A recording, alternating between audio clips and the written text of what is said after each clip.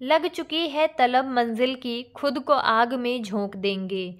ठोकरें कहती है मारा जाएगा, हौसले कहते हैं देख लेंगे।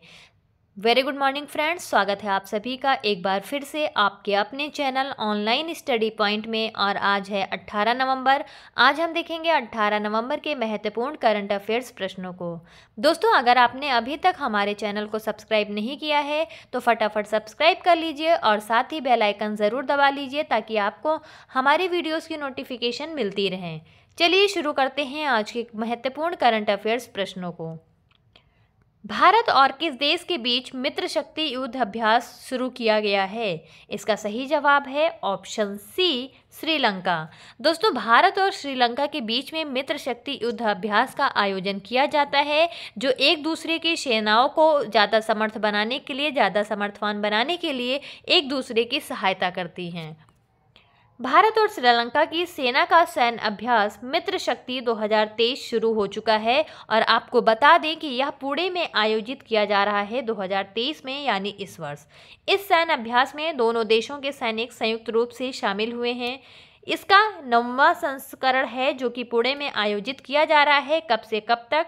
16 से 29 नवंबर तक आयोजित किया जाएगा। कहाँ पर? पुणे के औंध में। ठीक है, तो आप लोग इस तथ्यों को ध्यान रखिएगा। मित्र शक्ति का पिछला संस्करण कहाँ आयोजित किया गया था दोस्तों? तो यह श्रीलंका में आयोजित किया गया था और अक्टूबर 2021 में लास्ट टाइम ये आयोजित किया गया था। तो इसे आप लोग ध्यान रखिएगा। यहाँ से प्रश्न पूछा जाता है कि जो आपके युद्धाभ्यास होते हैं उनके नाम देकर आपसे पूछा जाएगा कि ये किन किन देशों के मध्य में आयोजित किया जाता है। तो मित्र शक्ति युद्ध अभ्यास किसके बीच में होता है? भारत और श्रीलंका के बीच में। बात करें श्रीलंका की तो इसकी राजधानी है श्री जयवर्धनापुरे कोट्टे और इसको बोलते हैं हम इसकी लेजिस्लेटिव कैपिटल, जबकि इसकी जो एग्जीक्यूटिव और जुडिशियल कैपिटल है वो कौन सी है? कोलंबो है। राष्ट्रपति कौन है यहाँ के? रानिल विक्रमसिंघे। प्रधानमंत्री हैं दिनेश गुणवर्धने और यहाँ की मुद्रा जो है वो है श्रीलंकाई रुपया। तो इन तथ्यों को भी आप लोग ध्यान रखिएगा। अब देख लेते हैं कुछ अन्य प्रमुख युद्धाभ्यास एवं उनमें सम्मिलित होने वाले देशों को। संप्रीति युद्धाभ्यास किसके किसके बीच में होता है? तो ये काफ़ी ज़्यादा फेमस युद्धाभ्यास है। ये भारत और बांग्लादेश के मध्य में आयोजित किया जाता है। स्लाइनेक्स, दोस्तों स्लाइनेक्स जो युद्धाभ्यास है ये भारत और श्रीलंका के बीच में आयोजित किया जाता है। मैत्री युद्धाभ्यास किसके बीच में आयोजित किया जाता है? तो यह भारत और थाईलैंड के बीच में आयोजित किया जाता है। वज्र प्रहार किसके किसके मध्य आयोजित होता है? या भारत और अमेरिका के बीच में आयोजित किए जाने वाला एक बहुत ही प्रमुख युद्धाभ्यास है। तो दोस्तों, इन प्रमुख युद्धाभ्यासों को आप लोग ध्यान रखिएगा, इनके नामों को याद रखिएगा क्योंकि यहाँ से अक्सर प्रश्न पूछे ही जाते हैं। नेक्स्ट है, किसने उत्कृष्टता के लिए गोल्डन पीकॉक पुरस्कार जीत लिया है? तो इसका सही जवाब है ऑप्शन डी, HDFC लाइफ ने। दोस्तों, मैंने इसके बारे में आपको पहले भी बताया है। गोल्डन पीकॉक पुरस्कार किसने जीता है? तो यह जीत लिया है HDFC लाइफ ने। भारत के अग्रणी जीवन बीमा कंपनियों में से एक HDFC लाइफ ने वर्ष 2023 के लिए कॉरपोरेट गवर्नेंस में उत्कृष्टता के लिए प्रतिष्ठित गोल्डन पीकॉक पुरस्कार जीत लिया है। गोल्डन पीकॉक अवार्ड सचिवालय इंस्टीट्यूट ऑफ डायरेक्टर्स भारत के पूर्व मुख्य न्यायाधीश माननीय न्यायमूर्ति MN वेंकटचलैया की अध्यक्षता में पुरस्कारों का निर्णय लिया था। तो इसे आप लोग ध्यान रखिएगा। गोल्डन पीकॉक अवार्ड अक्सर एग्जाम में पूछा जाता है। यह किसने जीत लिया है? HDFC लाइफ ने।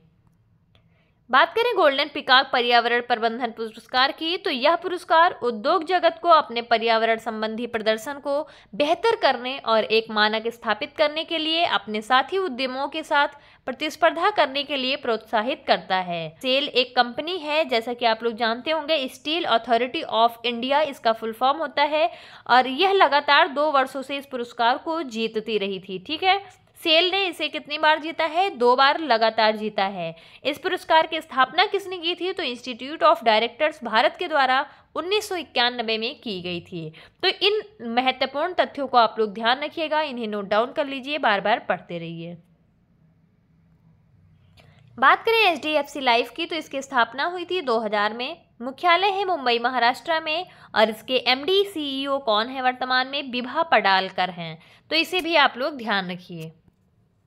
अब देख लेते हैं कुछ अन्य प्रमुख पुरस्कारों को जो 2023 में दिए गए हैं। सांतो काबा मानवतावादी पुरस्कार 2023 किसे दिया गया है? सोनम वांगचू को। फिल्म फेयर पुरस्कार 2023 के अंतर्गत बेस्ट एक्टर का अवार्ड किसे दिया गया है? राजकुमार राव को दिया गया है। पेन पिंटर पुरस्कार 2023 से किसे सम्मानित किया गया है? माइकल रोसन को। बाफ्टा 2023 के अंतर्गत बेस्ट एक्टर का अवार्ड किसे दिया गया है? ऑस्टिन बटलर को। तो इन तथ्यों को, इन पुरस्कारों को आप लोग ध्यान रखिएगा। यहाँ से भी ये फिल्म फेयर पुरस्कार अवार्ड बहुत ही ज़्यादा इंपॉर्टेंट है और पेन पिंटर पुरस्कार बहुत ही ज़्यादा महत्वपूर्ण है। इसे आप लोग नोट डाउन कर लीजिए, बार बार पढ़ते रहिए।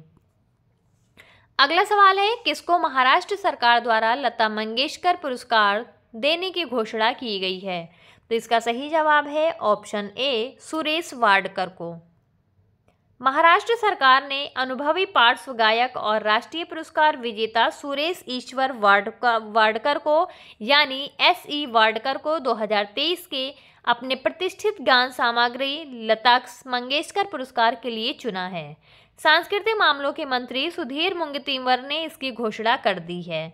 संगीत नाटक अकादमी के विजेता 68 वर्षीय वाडकर को बाद में एक समारोह में पुरस्कार के हिस्से के रूप में नगद पुरस्कार, एक प्रशस्ति पत्र और एक स्मृति चिन्ह प्रदान किया जाएगा। तो दोस्तों इसे आप लोग ध्यान रखिएगा। लता मंगेशकर पुरस्कार इस वर्ष किसने जीता है? तो यह जीत लिया है सुरेश ईश्वर वाडकर ने। और ये है, जैसा कि आप पिक्चर में देख रहे हैं, सुरेश ईश्वर वाडकर, इन्हें ध्यान रखिएगा। बात करें महाराष्ट्र राज्य की, तो इसकी राजधानी है मुंबई, मुख्यमंत्री है एकनाथ शिंदे, राज्यपाल हैं यहाँ के रमेश बैस और लोकसभा सीट है यहाँ से 48, राज्यसभा सीट है यहाँ से 19। नेक्स्ट है, किसे 96 ऑस्कर के अकादमी पुरस्कारों के मेजबान के रूप में नियुक्त किया गया है? इसका सही जवाब है ऑप्शन सी, जिमी किमेल को। दोस्तों आपको बता दें कि जिमी किमेल को host of the 96th academy awards के लिए नियुक्त किया गया है। Academy of motion pictures arts and sciences ने घोषणा की है कि जिमी किमेल को 2024 में 96वें अकादमी पुरस्कार के मेजबान के रूप में नियुक्त किया गया है। अकादमी पुरस्कार 2024 का वितरण किया जाएगा 10 मार्च 2024 से, और स्थान इसका कहाँ है, कहाँ पे इसको वितरित किया जाएगा? तो यह हॉलीवुड में डॉल्बी थिएटर में वितरित किया जाएगा। तो इसे आप लोग ध्यान रखिएगा। और ये है जिमी किमेल, जैसा कि आप पिक्चर में देख पा रहे होंगे। नेक्स्ट है, किसको कैरेबियन समुदाय में भारतीय दूत के रूप में नियुक्त किया गया है? इसका सही जवाब है option B, Amit S Telang को। अमित एस तेलंग को कैरिबियन समुदाय में भारतीय दूत के रूप में नियुक्त कर दिया गया है। विदेश मंत्रालय ने घोषणा की कि गुयाना के सहकारी गणराज्य में भारत के उच्चायुक्त अमित एस तेलंग को समवर्ती रूप से कैरिबियन समुदाय में भारतीय राजदूत के रूप में मान्यता दी गई है। वह federation of Saint Kitts and Nevis और उसके रूप में नियुक्त किए जा रहे हैं। तो दोस्तों ये हैं अमित एस तेलंग, जैसा कि आप पिक्चर में देख रहे हैं, और इन्हें बना दिया गया है गुयाना के भारत के उच्चायुक्त के रूप में। अब देख लेते हैं कुछ अन्य प्रमुख नियुक्तियों को जो 2023 में की गई हैं। हर्बा लाइफ न्यूट्रिशन इंडिया के ब्रांड एम्बेसडर कौन बनी हैं? स्मृति मंधाना। कोलंबिया विश्वविद्यालय के अध्यक्ष कौन बने हैं? मिनोचे शाफिक पहली महिला ये बनी हैं जो कोलंबिया विश्वविद्यालय के अध्यक्ष के रूप में नियुक्त की गई हैं। ब्राजील के राष्ट्रपति कौन हैं? लूना डा सिल्वा तीसरी बार बना दिए गए हैं ब्राजील के राष्ट्रपति। गुजरात समुद्री क्लस्टर के सीईओ कौन हैं? माधवेंद्र सिंह। तो दोस्तों इन अपॉइंटमेंट्स को आप लोग ध्यान रखिएगा, इन्हें नोट डाउन कर लीजिए और याद करते रहिए। नेक्स्ट है, राष्ट्रीय मिर्गी दिवस 2023 कब मनाया गया? इसका सही जवाब है ऑप्शन सी, 17 नवंबर को। मस्तिष्क विकार के बारे में जागरूकता बढ़ाने और इस बीमारी से जुड़े मिथकों को तोड़ने के लिए भारत में हर साल 17 नवंबर को राष्ट्रीय मिर्गी दिवस बनाया जाता है। यह दिन सबसे पहले एपिलेप्सी फाउंडेशन ऑफ इंडिया द्वारा मनाया गया था और इसकी स्थापना किसने की थी? डॉक्टर निर्मल सूर्या ने की थी। इस दिन का उद्देश्य यह है कि ज़रूरतमंद लोगों की मदद करना जो इलाज का खर्च उठाने में सक्षम नहीं है और मिर्गी से जुड़े मिथकों को तोड़ना है। दोस्तों आप सभी को पता है कि हमारे समाज में व्यक्तियों में तरह तरह की बीमारियां भी पाई जाती हैं जो आनुवंशिक रूप से भी ग्रहण की जाती हैं और उन्हें बाद में भी हो जाती हैं। तो मिर्गी भी एक ऐसी ही बीमारी है जिसमें व्यक्ति अपने सोचने समझने की क्षमता को समाप्त कर देता है कुछ पल के लिए टेम्परेरली, और उसके बाद फिर अपने होशो हवास में आके चीज़ों को समझने लगता है। तो इसी मिर्गी के संबंध में लोगों को जागरूक करने के लिए और इससे जुड़े मिथकों को तोड़ने के लिए इस दिवस को मनाए जाने की शुरुआत की गई थी। और यह कब मनाया जाता है? 17 नवंबर को प्रत्येक वर्ष। अब देख लेते हैं नवंबर माह में मनाए जाने वाले कुछ अन्य प्रमुख दिवसों को। 3 नवंबर को मनाया जाता है विश्व जेलीफिश दिवस। 5 नवंबर को मनाया जाता है विश्व सुनामी जागरूकता दिवस। 6 नवंबर को मनाया जाता है राष्ट्रीय नाचोस दिवस और 7 नवंबर को मनाया जाता है शिशु संरक्षण दिवस। तो इन दिवसों को भी आप लोग ध्यान रखिएगा। किसको life time disturbing the peace award से सम्मानित किया गया है? इसका सही जवाब है ऑप्शन ए, सलमान रुश्दी को।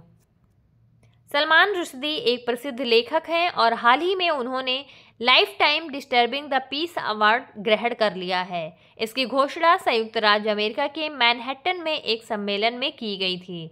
सलमान रुश्दी को पहला life time disturbing the peace award दिया जाएगा। तो इसे आप लोग ध्यान रखिएगा दोस्तों। और ये हैं सलमान रुश्दी, जैसा कि आप पिक्चर में देख रहे हैं, इन्हें ही lifetime disturbing the peace award दिया गया है।